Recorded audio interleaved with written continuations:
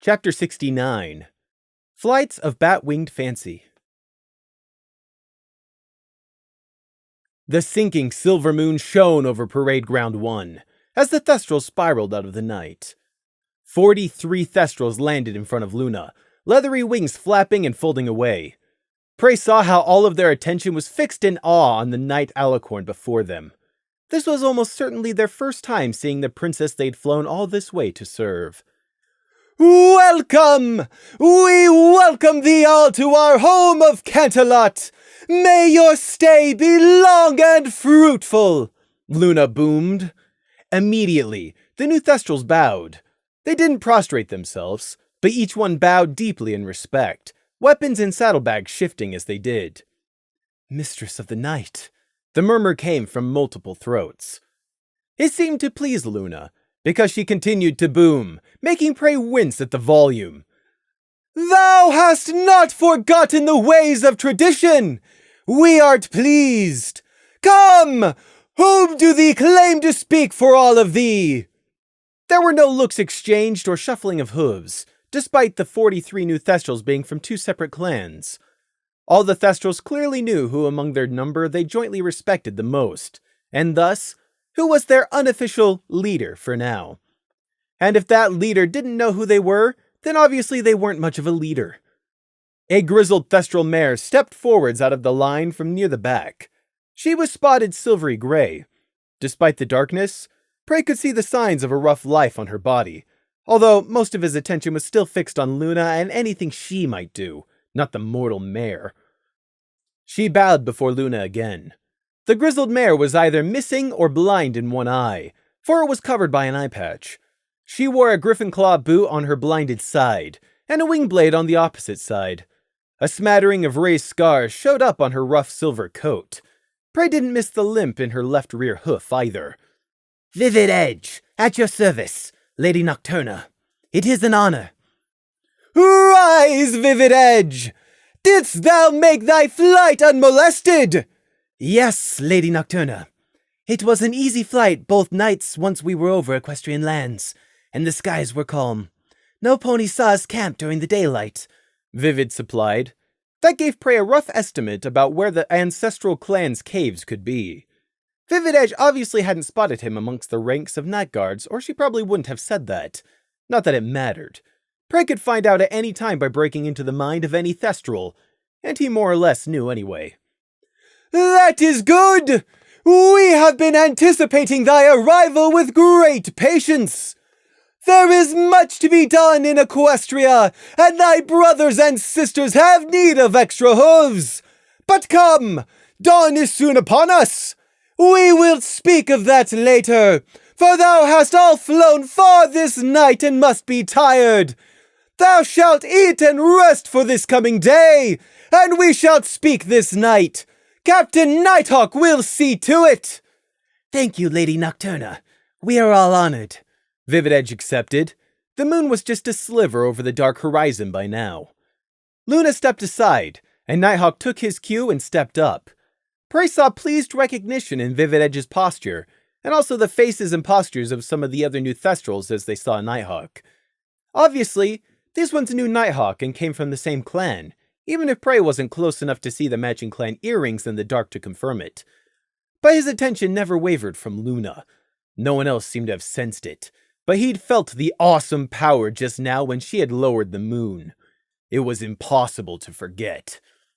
Prey had always known of the unparalleled magical strength Luna wielded, but this had been a visual reminder. Not for the first time, Prey bitterly wondered where alicorns had come from down the eons of history. They had to have begun somewhere, because apparently there was a time before even the two sisters ruled. However, no one knew the answer to the big question, and no two wild theories agreed or were based on anything more than conjecture.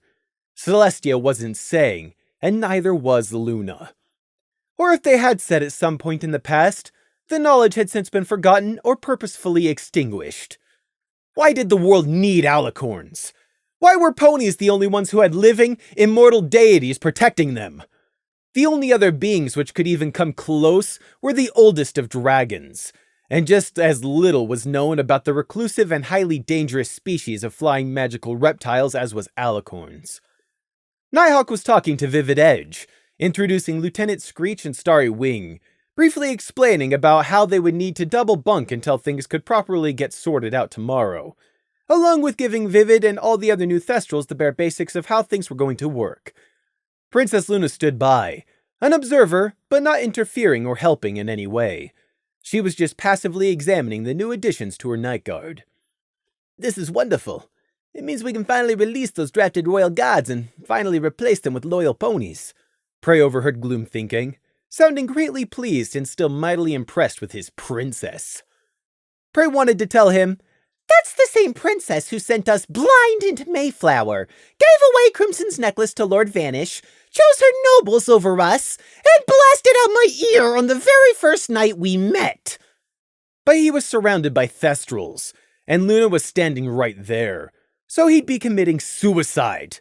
In fact, Prey wouldn't have even dared to think that if he weren't a mind leech, and safe in the confines of his own head. No one could attempt to touch his mind without him feeling it. Now Nighthawk was briskly asking about whether any of the arriving Thestrals had any immediate needs that needed to be taken care of. Any non-pressing injuries received on the trip? Anything medical? Or in need of clan wine? He specifically termed it clan wine instead of saying blood. Vivid blinked her one eye, then swiftly turned to scan the gathering. She didn't spot Prey, though, where he stood. Only Thestrals. Prey's natural height and size really didn't lend to him standing out in a crowd, even when he was the only white sheep in a sea of dark Thestrals. Still, Vivid Edge answered Nighthawk carefully. "That won't be necessary. Wine drinking after a long flight isn't a good idea." Yet while they were talking, discussing and answering questions, everyone was still firmly mindful of the dark alicorn watching it all. Luna stood there, smiling and presiding over it all, giving her silent approval. She seemed to be waiting for something, but what? Prey didn't know. Luna just continued standing there as he anxiously waited, regally looking on as Nighthawk and Vivid quickly worked out the details yet, while both being careful to remain differential to their ruler at all times. But Luna just kept standing imposingly there and waiting while still being the center of everyone's attention. What's she waiting for? The moon was fully lowered, but it was still at least an hour until dawn. Unless, of course, Luna decided it wouldn't be an hour until dawn and decided to end the night for the whole world right now because she was an alicorn. Prey nervously flicked his gaze about and up at the palace's dark rooftops and balconies, but of course he couldn't spot anyone watching them. But he was surrounded by people who could see in the dark, and none of them were reacting or thinking about anything suspicious. "So are we just going to keep standing here until further notice?" Prey disliked being anywhere near crowds, especially pony crowds, even if they were Thestrals and therefore less objectionable. However, like any crowd, they were giving him a headache, what with being forced to constantly listen in on everyone's cluttered thoughts. Lady Nocturna, the symbolism. There's Blood Orange. She made the flight too. Night is beautiful after. Brought any news of the den? What were they waiting for? Surely something must be going to happen. The air of anticipation that had preceded the new Thestral's arrival was back. Something further was going to happen tonight. Prey could feel it. Everyone was watching Luna as her mane slowly billowed into nebulas and galaxies. So when Luna spoke from out of the blue, the single word cut through everything else. Hark! Everyone stopped, some even not breathing. What were they supposed to be listening to? Luna was still standing in the same place, her long horn pointed skywards. Then one by one they looked up into the night. Prey didn't see it before he overheard it. It's a comet. Falling star. No, a shooting star.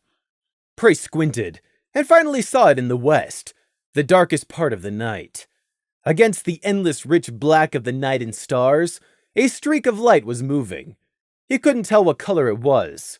Red? Yellow? Blue? Maybe green?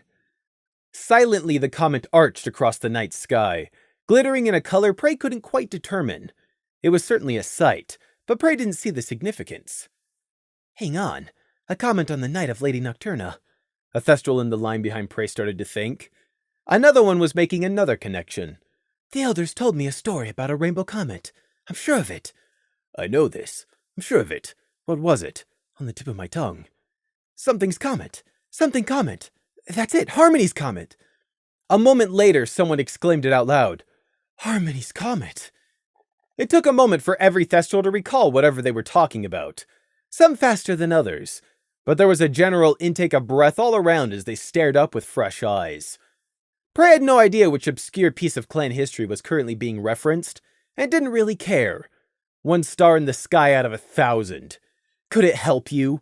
Protect you? Feed you? No!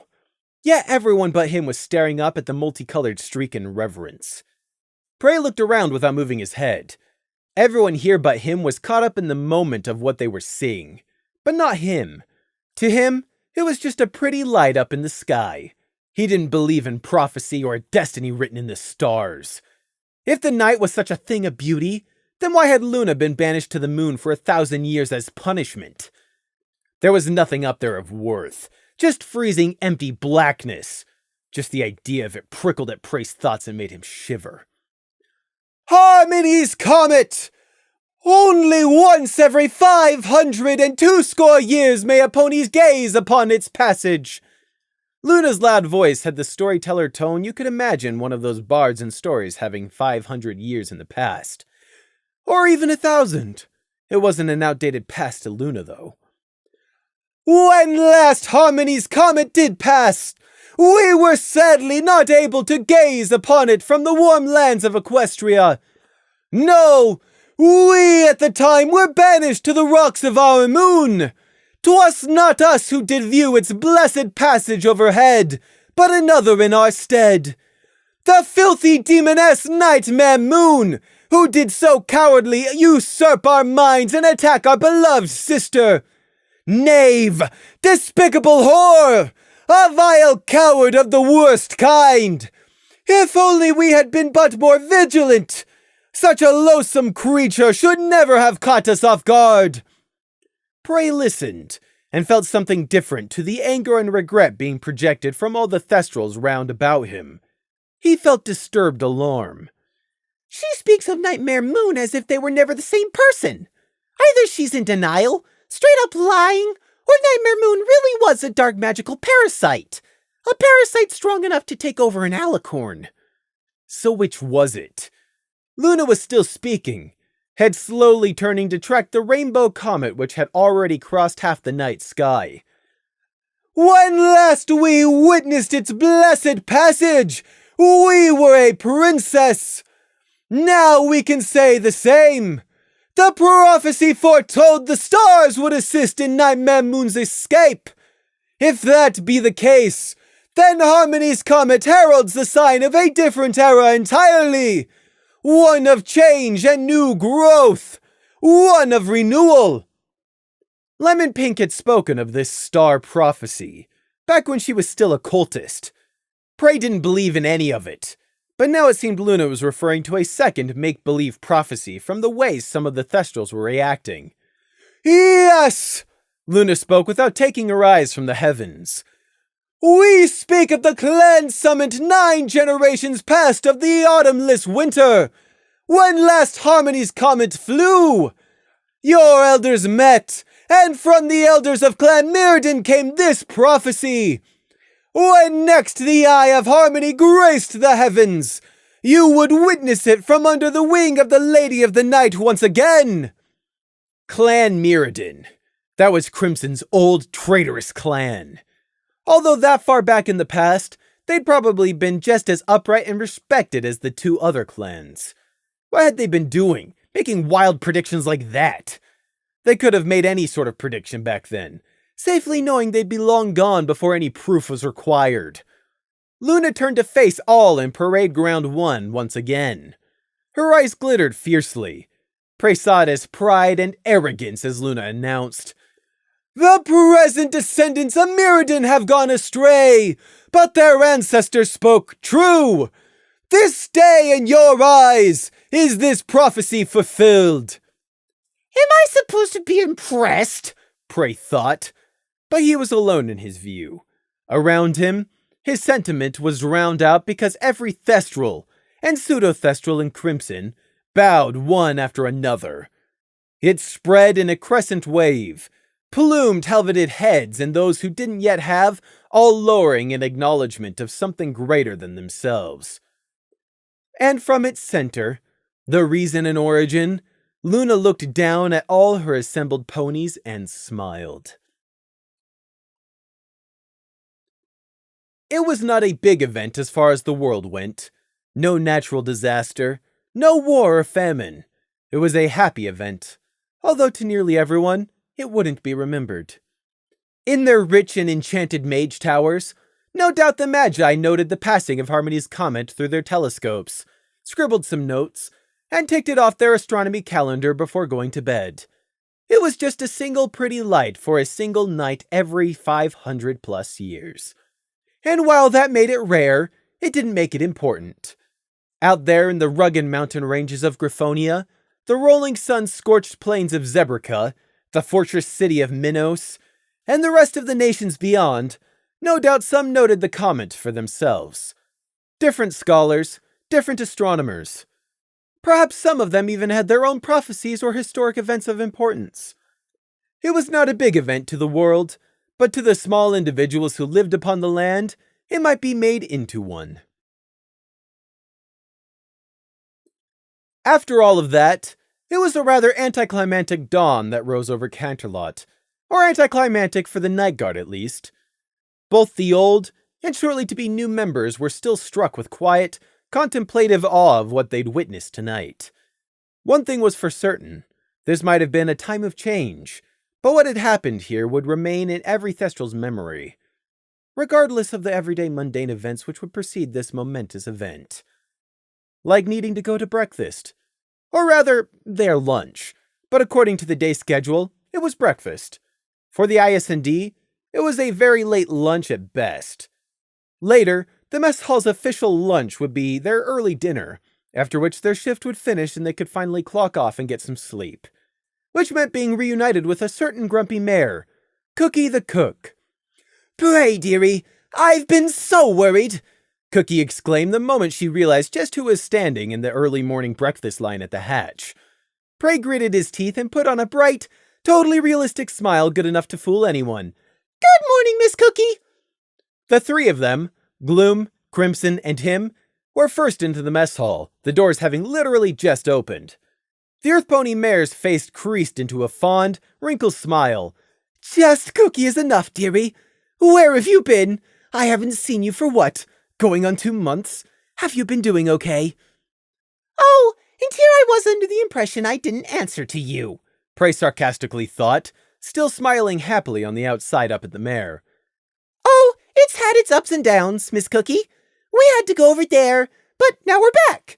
We needed to go do some of this and some of that."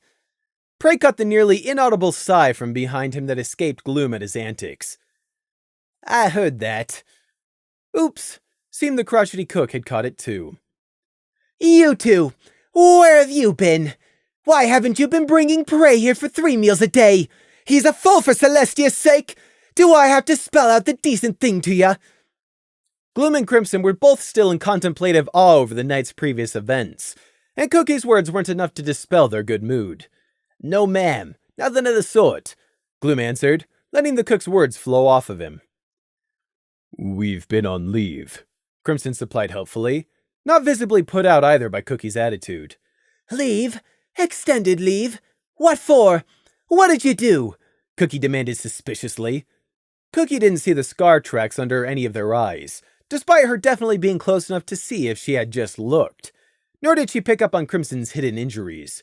However, ponies could swing between being mostly blind and startlingly insightfulness. The latter was highly annoying, but thankfully, they were mostly just blind, like right now. "I'm sorry, but that information is restricted. We can't tell you. Just that we've been away, and have been on leave ever since we returned," Gloom shrugged. "You didn't tell me you were leaving the city," Cookie scowled accusingly. Gloom and Crimson blinked at her. Why under the moon would they have told her? The cook's scowl grew bigger as Prey watched. He was abruptly tired of this. Tired of playing the innocent lamb and tired of having to deal with Pony's pushy stupidity. Had he ever really found any amusement in this? This tricking the cook and play acting to egg her onto the others? He found the answer. Not really. Cookie waved the wooden serving spoon she held in a vaguely threatening way at Gloom and Crimson. You've been up to something dodgy. I can practically smell it on you. You're trying to hide something. Mark my words. Whatever it is, it'll come out in the end no matter what you do. Maybe not to me, but it will happen eventually. It always does. Here, take your food and get. Shoo! I said shoo! Thank you so much, Miss Cookie, Prey said as Crimson picked his tray off the counter for him. There's no need. Now, you have a nice day, you hear me? The cook said, all wrinkled smiles again. Oh, if only dear Kelly had been more like him at his age. I'm older than whatever son you might have. In fact, I'm probably older than you are too, Prey thought, pleased to finally be able to get away from the mare and just eat. He was hungry. Neither Crimson or Gloom seemed bothered any more about how he handled Cookie by play acting. Although perhaps this morning wasn't such a good measuring stick, with how content they both were at the moment. As they went to grab a table across the hall, finally a few more early guards were filtering in for breakfast. Or dinner, since they were Thestrals. They also all wore this familiar contemplative look on their faces as they wandered inside. Okay, I'm obviously missing some context, Prey said the moment they'd sat down. Can someone fill me in on what all of that was tonight? Gloom, halfway through removing his new shiny helmet, shared a quick look with Crimson. Gloom flicked a tufted ear. Crimson nodded. How best to explain this? Gloom set his sleek helmet on the table. Okay, so obviously you picked out the basics about a prophecy being made by Clan Mirrodin, right? I got that much, yes. But there's something more to it than what Princess Luna said. Prey made himself include the distasteful title of Princess. Gloom smiled. It was a happy smile, full of genuine positivity. You saw... well, we all saw something amazing tonight. It was a privilege that Princess Luna granted us all last night. I don't think you'll get all the nuance to it, Prey, but... Gloom paused, considering how to explain. Crimson beat him to it, however. It shows that their prediction really came true. I mean, it proves the elders of the time weren't just making it up to inspire hope after the autumnless winter. It's been discussed rather a lot about whether it could ever come true, and now it has. Not that Prey believed in prophecies for a second, but he could draw his own context from Crimson's words. He frowned. Ah, there are other prophecies, aren't there? And you're thinking if this impossible-sounding one came true, then those might as well. Gloom raised his brows at Prey's evident skepticism. It's true, though. You saw it tonight for yourself. Harmony's Comet, and Princess Luna was there. Okay, and? So it was true. Okay, and? Prey repeated. So it proves if one can come true, so can the rest. I don't know any of what you're referring to, Prey pointed out. Gloom blinked. Oh, yeah, that's right. Sometimes I forget with you, Prey. I guess you'd have to be a Thestral to get what that means, Gloom admitted. Over his plate, Crimson nodded his agreement. It's probably not important to you, Prey, but it is important to Thestral kind. It's been a fang of contention between a lot of Thestrals for centuries. Those who hoped, and those who did not have hope. That sounded rather impressive and poignant, but Prey still didn't believe for a second that was proof of seeing the future. For one thing, it was just complete blind luck, and for another, Luna could have summoned the comet for all any of them knew. She could raise the moon, so why not? And Prey had felt the otherworldly power she'd wielded out there on the parade ground, even if no one else had. Actually, the more I think about it, the more I am sure it was just Luna taking advantage of their ridiculous prophecy by forcing it to happen. Yes, Luna had probably faked the whole thing. With an Alicorn's powers, it was quite a realistic likelihood. There were no such things as real prophecies. But Gloom believed it, or at least, he was willing to suspend disbelief. The rest of the Thestrals too, and Crimson. That thought made Prey unhappy. Very unhappy. Luna was a filthy Alicorn, utterly unworthy of the devotion the Thestrals unswervingly offered her. She was a false hope, promising restoration to the Thestrals, but really just playing with the clans. No, there was no point in dwelling on what he already knew. It wouldn't help. Prey instead turned his mind to analyzing what he didn't yet know. What does this change? Now that the Thestrals had a reason to believe that prophecies could come true, what did it change? Not much, actually. This night was of momentous importance to the Thestrals, but not to Prey. From his point of view, all Harmony's comment had done was harden the clan's loyalty to Luna even more. She'd already had them wrapped around her hoof, but now it was just more so. I should find out about what these other supposed prophecies entail, Prey decided, making a mental note to do so. After breakfast, he'd asked Crimson, although Crimson didn't seem the sort to have memorized ancient historical predictions, but he could still ask. If Crimson knew any, he'd happily fill Prey in on them. But later. Right now, he was hungry, and free food was free food. After subtly checking for poison, because you could never be too careful, Prey grabbed his fork in the cleft of his hoof and began shoveling down the salad and porridge, alternating between the plate and the bowl. That's disgusting, Gloom informed him flatly. One by itself is bad enough. Why must you mix them? Crimson echoed. Prey pulled his breakfast closer defensively and waggled a spoon at them as he furiously chewed, then swallowed. Free! Free food is free food. We know. You've only said it 100 times, Gloom joked. Crimson resignedly ate a limp kale leaf. This is the second thing I have not missed. The first being paperwork, Gloom guessed.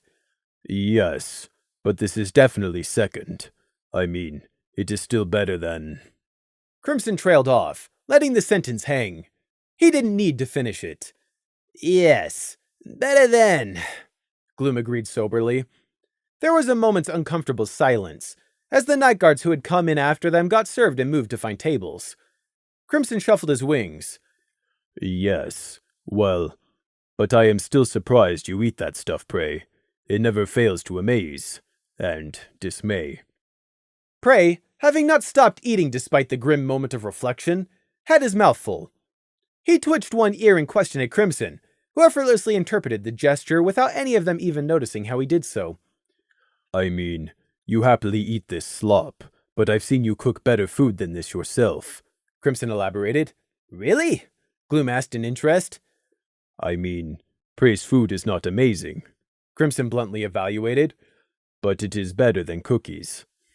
Not exactly set in the bar high there, Gloom thought, tempering his expectations. Prey shrugged and held up a hoof for them to wait until his mouth was empty again. It's not that I know anything about cooking, it's just that I'm not completely incompetent. You could try doing some yourself, you know. The truth. It wasn't him. It was the remnant of Garrow that had known how to cook. Actually, Snake knew how to cook too.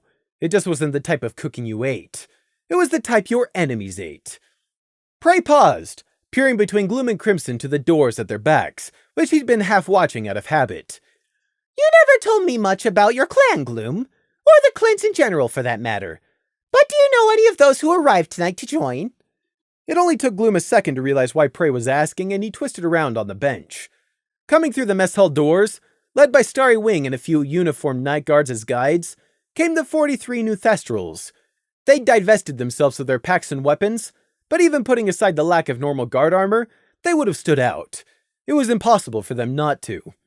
Discounting the missing uniform, firstly they were new faces, and second, the number of them all arriving at once. The night guard was always busy and overstretched. The new Thestrals were peering around, head swiveling in both interest and wariness at everything, squinting as they passed by bright lanterns. It was understandable. Never before would they have seen such a building as the palace.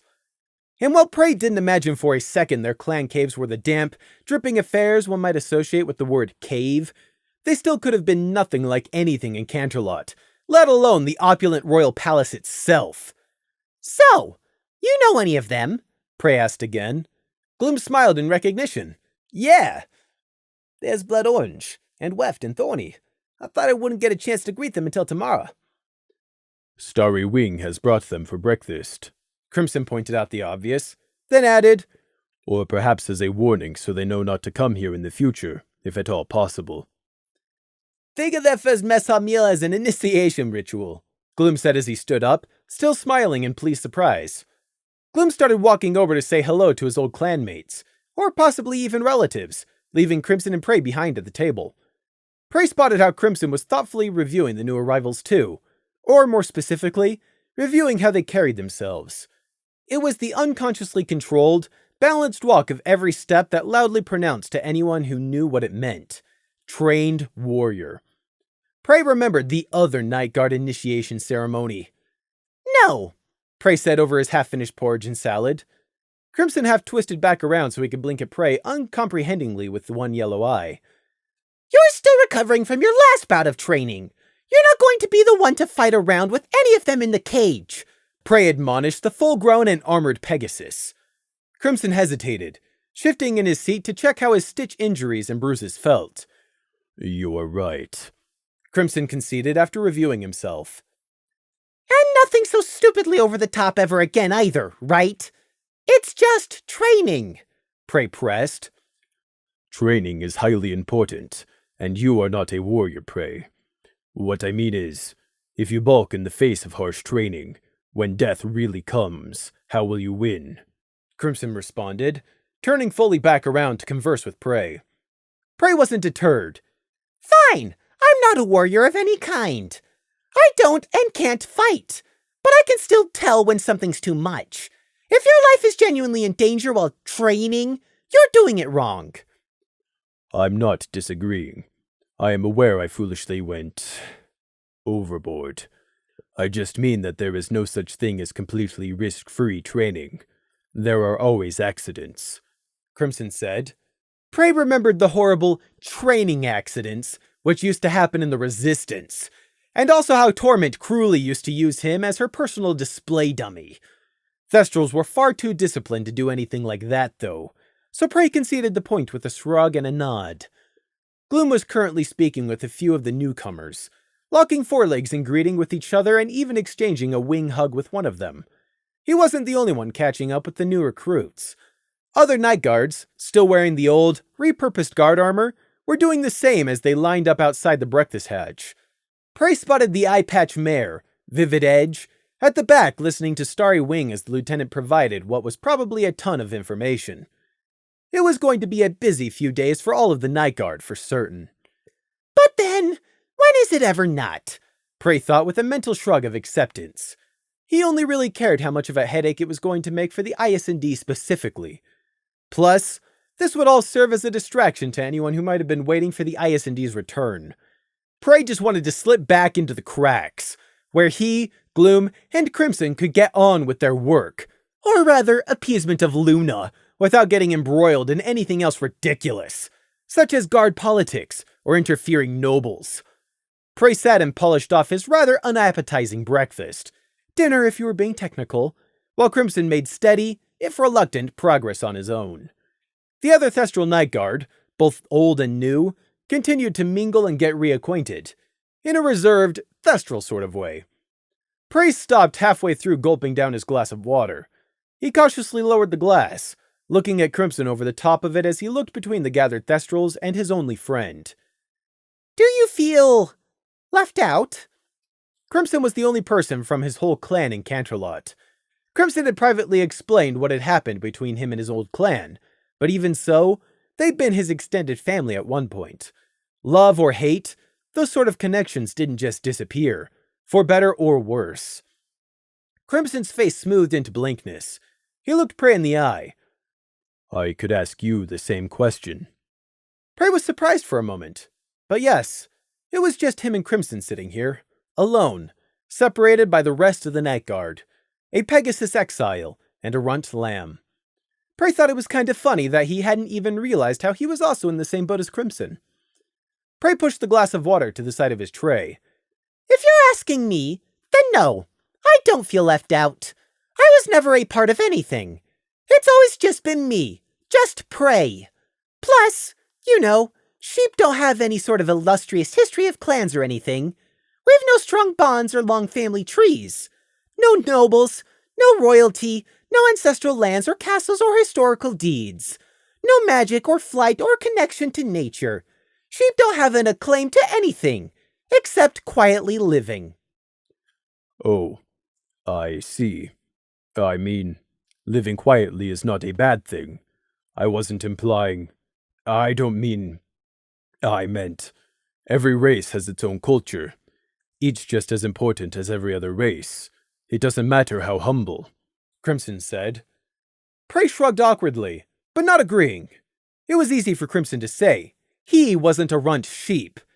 So, anyway, do you feel left out? If I can ask, that is. You can ask anything, Prey, Crimson said automatically, then considered the question. Not really, no. You know how they never accepted me from when I was born a Pegasus, because of some bad history with past throwbacks, so I was never a part of Clan Mirrodin anyways. I mean, it is hard to miss what you have never really known. Crimson shuffled one wing, stretching and refolding it as he hesitated over what he was going to say next.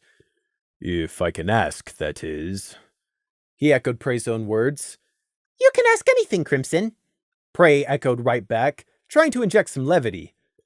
Well, so, you said you weren't a part of anything either, but, I mean, that doesn't include your family, right? Prey's jaw worked. Ah! Truthfully, the question didn't really catch him off guard.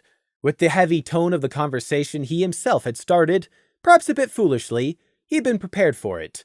Or thought he'd been prepared. But now Crimson had asked him, and the question was different when you actually heard it out in the open where it couldn't be taken back. I don't have a family. Gossamer had a family, Prey told himself. Besides, they were all dead regardless. No, family is family. You can choose your friends, but not your family. No matter where they may go or what they might do, they'll always be family. Crimson misinterpreted Prey's words as insecurity. You speak the truth, Prey, and when you finally go back, I'm sure they'll be waiting for you. I mean, I doubt it'll be easy, but you said it yourself. They are and always will be your family. Gloom was still busy catching up with old comrades that weren't that old.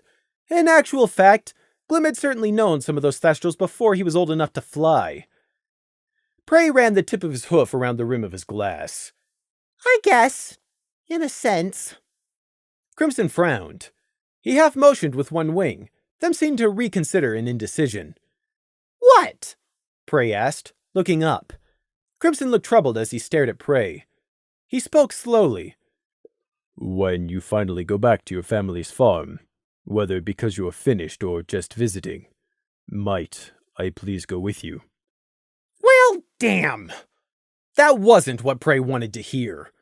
He didn't have a clue how he would fake that. Even thinking about family made him utterly miserable. And here Crimson was asking to visit a burnt-out village 60 years long gone. But it was Crimson asking. No, this is a simple problem to solve. I just never go, and therefore Crimson won't have any reason to try and go with me. Prey slowly nodded. Sure. When I go, you can come. Thank you, Prey. And I don't mean to pressure you, but I think you should write them more, Crimson said awkwardly. I do. I wrote to them just this Monday, actually, Prey lied. Crimson seemed satisfied with that, and went back to dutifully eating his way through his dinner, and Prey went back to thinking over his other concerns and problems. For example, the strange, other magic he'd seen Luna use tonight. Alicorn magic, he was calling it from now on. Then there was Lemon Pink and her annoying cult friend and worrying over if he'd made the right decision there. Whatever was happening with the mimics, he didn't know, but he hadn't seen anything since back in Mayflower, so Prey was tentatively putting that worry on the back burner for now. But there was always the ever-present worry over being discovered, the need to flesh out any more of the crazy thief crusaders, finding a new lair and cleaning out the old collapsed one, maintaining a good rapport in the night guard, getting the ridiculous still ongoing therapy sessions over with, dealing with the mysterious annoyance strange happenstance, his enforced probation restrictions, the new Thestral recruits and the changes they'd bring, looking out for and secretly guarding Crimson, the Solar Guard, his other ongoing projects and time investments, all wrapped up in the constant pressure of maintaining a perfect act at all times. And there was the one which was always at the back of his head and never far from his thoughts: freedom and escape. Prey morosely rested his chin on the table after pushing his dangling ears out of the way first. No rest for the wicked. It was inevitable, though, and Prey would not get his wish to go unnoticed and undisturbed. For one thing, the newcomers were Thestrals, so of course they took note of the strange Lamb and Pegasus duo sitting in the corner. And for another, Gloom brought his old new friends over. Prey heaved a sigh and sat himself back up straight as Gloom came back with a pair of Thestrals in company. A stallion and a mare duo, looking to be of similar age to the sergeant himself. It only took the briefest glance up at their ears to confirm that yes, they were both Clan Childara too. Gloom wasted no time. "Crimson, Prey, I'd like you to meet Feld Grace and Sharp Edge." Grace was the mare, and Sharp was the stallion. They were both rather average of most Thestrals Prey had seen, the only strong characteristic defining with each being Grace having an ebony black coat, and Sharp one leathery wing which was a discolored plain white. Wonderful! More ponies I don't know or care about, but that I'll be expected to remember, Prey thought. Should he act the child, put on a smiling mask like he did with the cook? Both Grace and Sharp were looking at him in particular in surprise. Prey didn't get enough time to act on any decision he might have made, because Gloom wasn't finished. "Crimson and Prey are both in my division. There should be 5 of us, actually, but 2 of our members... never mind. As I was saying, Princess Luna Hoof picked them both to be in the ISND. Grace and Sharp were both taken aback by Gloom's confirmation of Prey's position. A filly allowed to be in the night guard at that age? Lady Luna chose them both. What a privilege. "I watch over you," the ebony mare greeted them both formally, being exceptionally careful not to show any teeth when she smiled politely at Prey. Prey wasn't impressed. He answered back anyway with his own polite, "Hello." But that was all he said, his crossed forelegs leaving no further avenue for conversation. But obviously, both Thestrals were still intrigued. There was a lamb in the military organization they'd just joined. How could they not be? But then they were distracted, eyes drawn to the ribbon as Prey absently twirled the blue silk. And just like that, they forgot and everyone moved on. "Night watch over you too." Crimson returned to their previous greeting.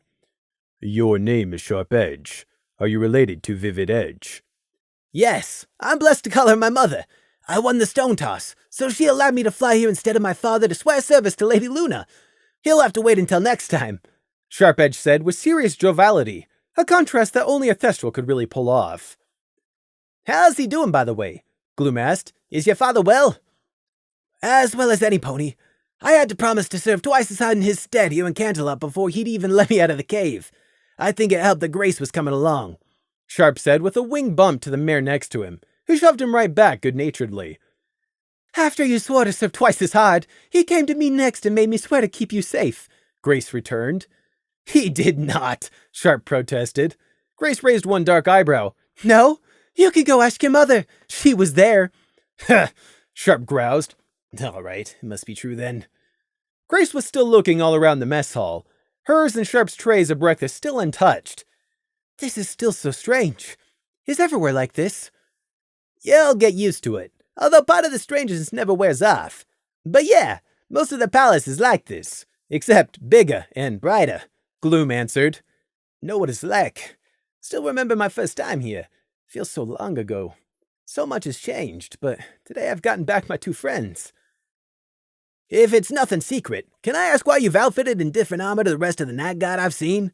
Sharp asked in interest. "Sure, it's no secret. Take a seat. The reason is just that the ISND got some of the first new armor sets. You all and the rest of the Night Guard are going to be getting the same too. Eventually." Sharp took a second to look at Gloom and Crimson.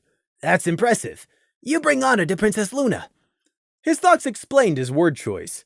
"Your squad must have done something exceptional to be chosen first." As a fellow Thestral, Gloom got the context. It wasn't like that," he hedged. "What did happen?" Grace asked. Prey caught Crimson's wings tightening at his side, and Gloom's mood unexpectedly took a sharp nosedive.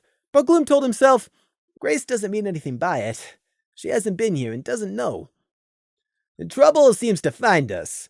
There was a Griffin sod dealer, and then this dark magic incident over the border.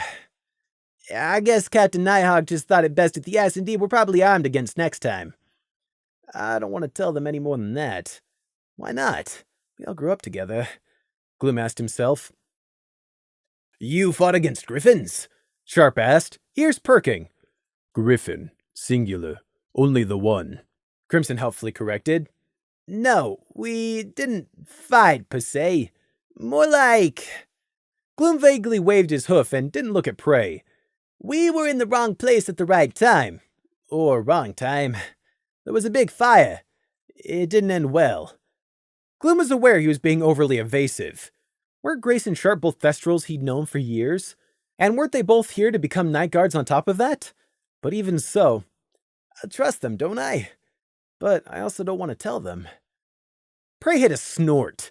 This was all an annoying waste of time. He didn't care if Gloom reconnected with his two childhood friends or never saw the two of them again outside of work. Just as long as it didn't involve him. He watched the conversation unfold in front of him as the two Thestrals continued to politely but blithely ask Gloom uncomfortable questions. It occurred to Prey that although Grace and Sharp were both Thestrals, and thus knew about the harsher realities of life and weren't afraid of hard work, both of them were still young. They knew how to fight, but they hadn't killed anyone. Not that either would ever want to. They weren't mad, but it still meant they didn't understand. They hadn't seen the Cellar, or the Kindersnatches, or the Reaper King, or survived the Wolfing Wood. Experience had driven a wedge between Gloom and his old friends, one which the sergeant hadn't even known existed until this very moment. Prey knew Gloom wrote letters back to his clan regularly, but meeting them here in person, it had shaken Gloom. Gloom looked at his two childhood friends and tried to keep his smile even through the sinking feeling.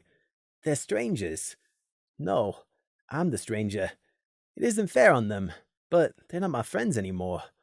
Still, Gloom tried for politeness' sake and out of a hope that everything would click back into place. He talked, answered their questions as they ill-advisedly tried the mess hall food for the first time, tried to include Crimson and Prey both into the conversation to build common ground, but it wasn't the same. It wasn't working, and Grace and Sharp were slowly both becoming aware something was wrong too. But they didn't know what to do about it any more than Gloom did, so they all kept playing along and hoping to trick themselves into connecting again. And Prey? He refused to be drawn into conversation, not even when it finally occurred to Grace and Sharp that he wasn't a ewe but a runt lamb, and they apologized. He sat back on the bench as he looked at the two new Thestrals and just thought, how boring! Feld, Grace, and Sharp Edge were just both so boring. They didn't matter to him. Their actions wouldn't impact him in any way. They were just two new Night Guard privates. Prey didn't know their motivations, and he didn't need to know anything further than that they didn't mean any harm to him. He didn't care about their goals or their personal reasons for coming to serve Luna, because he'd already figured them out.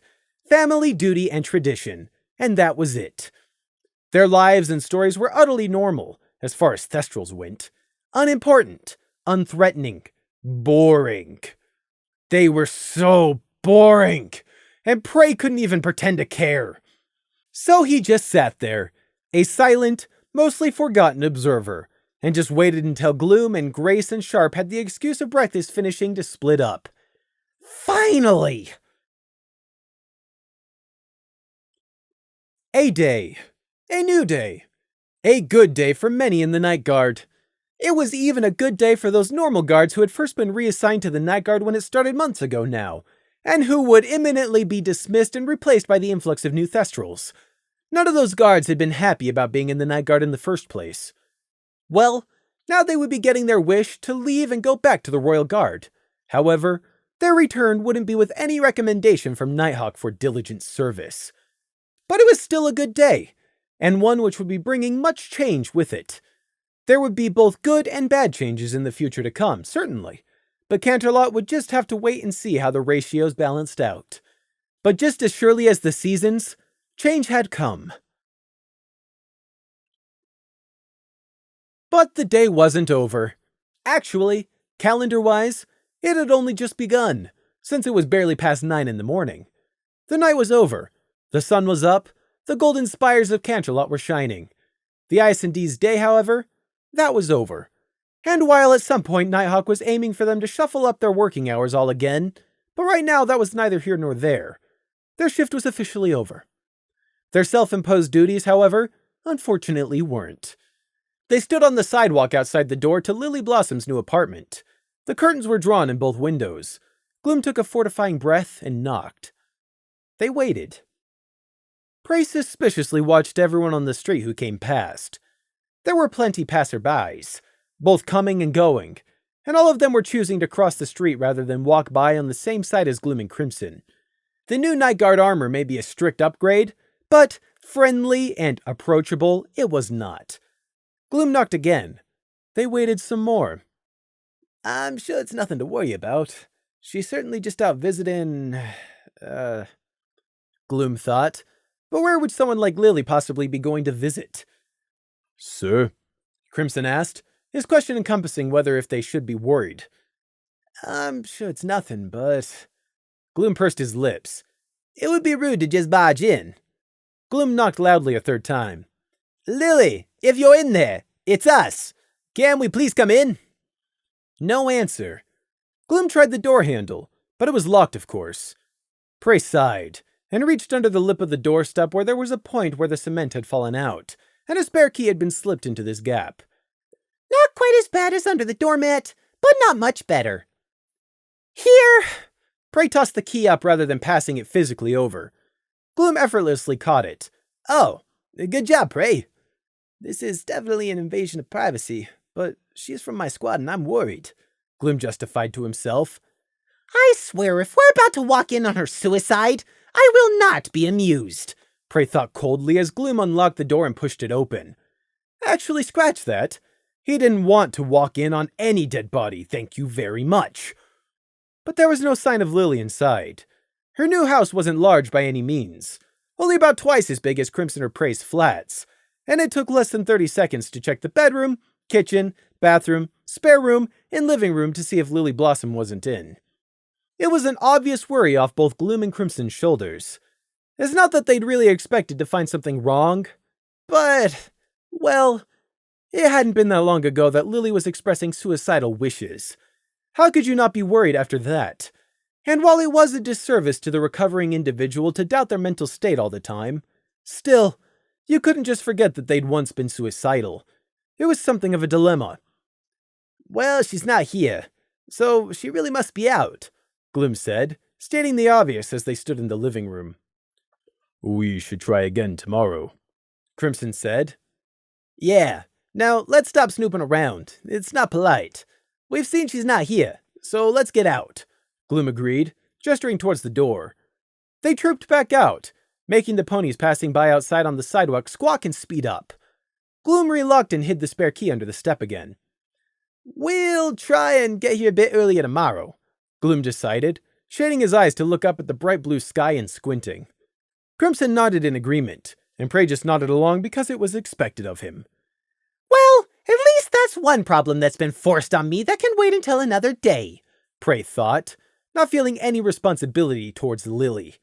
It was unfortunate that Crimson and Gloom, and by extension Nighthawk, didn't think the same. But oh well. There was a carriage coming quickly up the street. Actually, it was more of a covered rickshaw, built light with wood and canvas, no glass or metal, nothing fancy like a noble's carriage would have.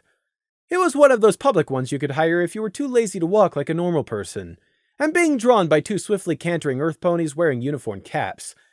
It was one of the other few jobs in Canterlot in which an earth pony might actually find gainful employment. Prey idly wondered if they found their job humiliating or degrading, since no unicorn would pull a carriage themselves, only travel inside of one, and Pegasi had no need of one in the first place. Except the hired carriage was slowing to a stop, both uniformed earth ponies pulling it looking with some alarm at the armored forms of Gloom and Crimson, who were waiting on the doorstep to the exact house they were stopping in front of. They were in the middle of a public street, in broad daylight, but still Crimson and Gloom both instinctively took a few guarded steps back as the two ponies drawing the carriage brought it to a halt. The flimsy door opened, and out got Saffron Swirl. The dress, silk shawl, and veiled hat she wore as a disguise didn't fool any of them for even a second. She, however, was quite surprised to find the IS&D here, blinked wide eyes at them, frozen halfway out of the carriage. "Oh, Sergeant Gloom, this is a surprise. I didn't know you were coming to visit Lily today. Oh dear, now isn't a good time to meet." Gloom glanced over the mayor's rather fashion-conscious disguise and also greeted her without using her name. "Good morning to you, too. Are you here to check up Lily Blossom? I'm afraid she's out. We just checked. Did she say she was going to be expecting you at this time?"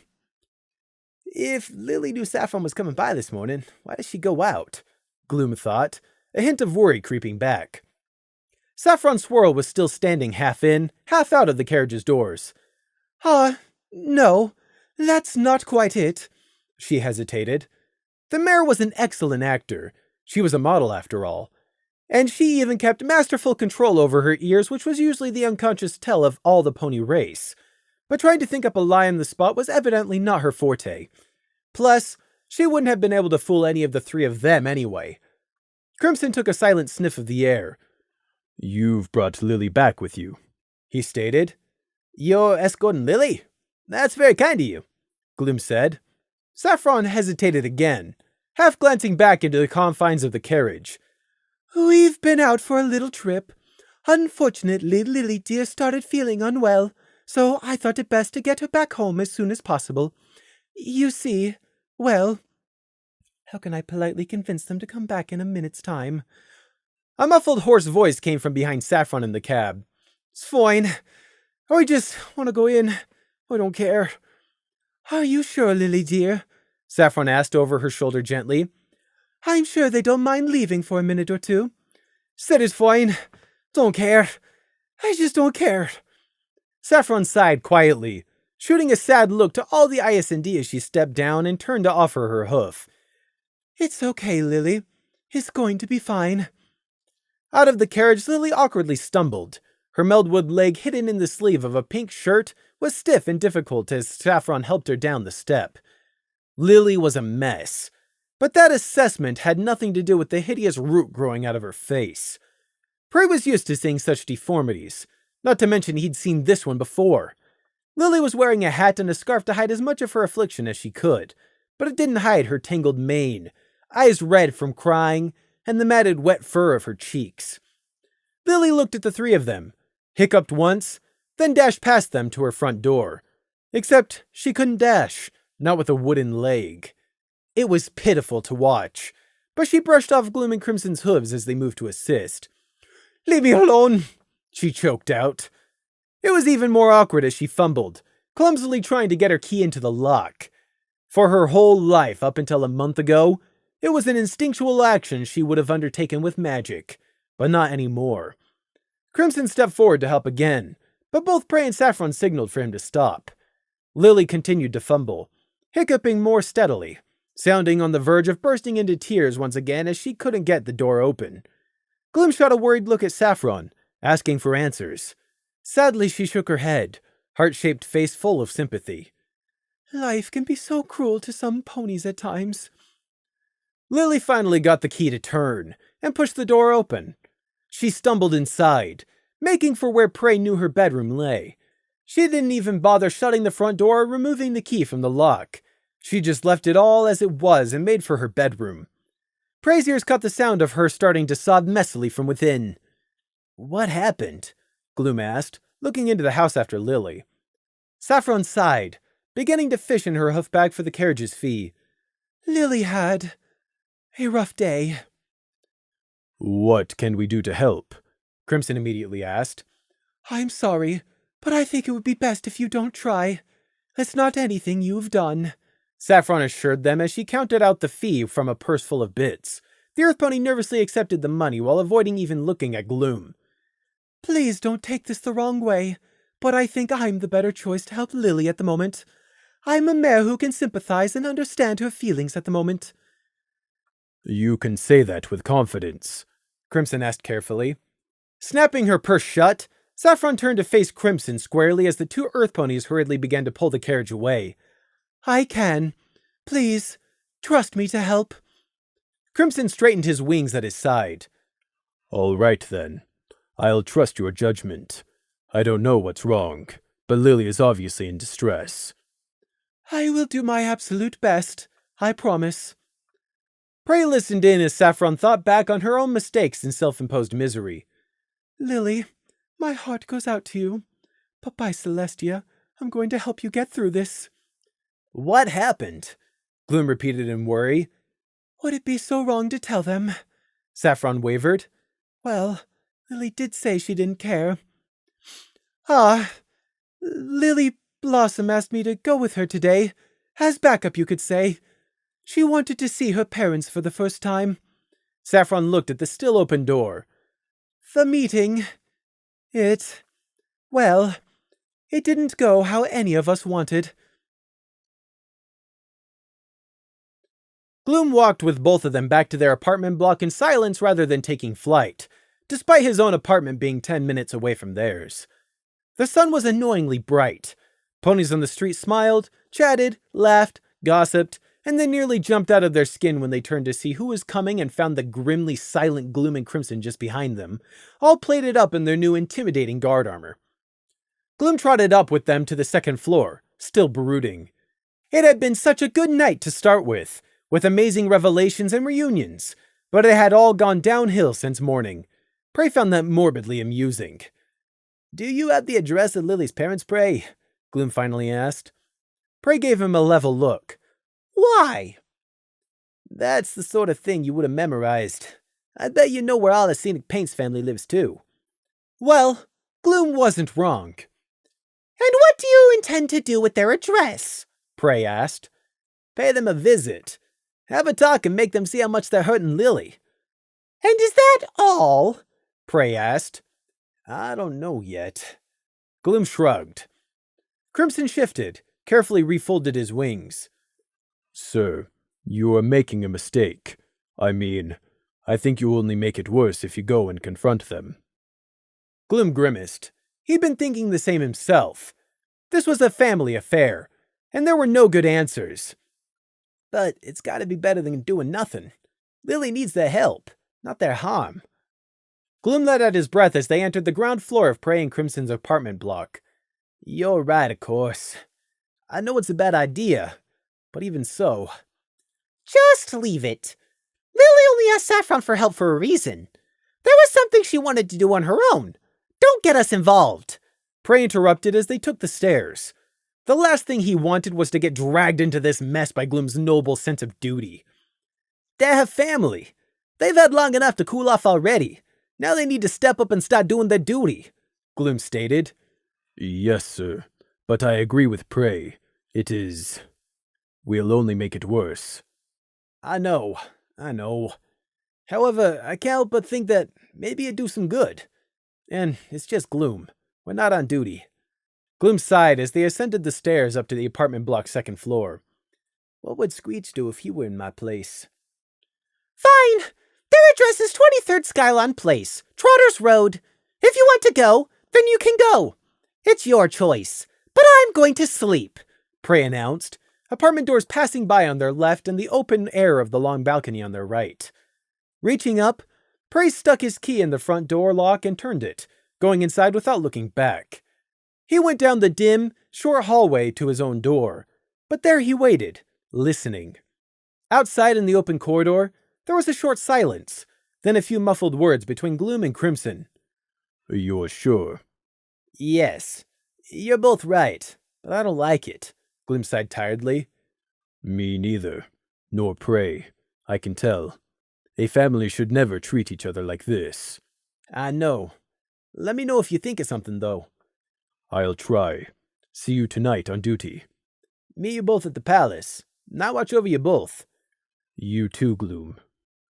Ha! You finally remembered we're not on duty. Until tonight. There was a leathery thwap of wings opening, then a swoosh as Gloom jumped over the railing and took off. Prey opened his flat door and went inside to get some well-deserved sleep.